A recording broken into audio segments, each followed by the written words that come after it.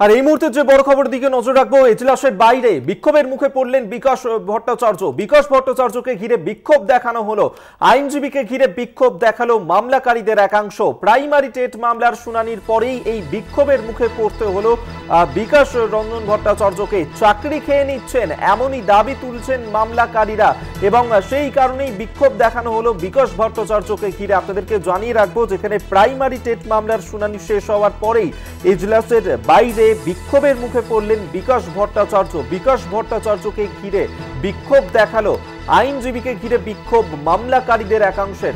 Primary TET মামলার শুনানির পরেই এই বিক্ষোভের মুখে পড়তে হলো তাকে। চাকরি খেয়ে নিচ্ছেন মামলাকারীরা, এমনটাই দাবি তুলে ধরে বিক্ষোভ দেখালেন বিকাশ ভট্টাচার্যকে ঘিরে।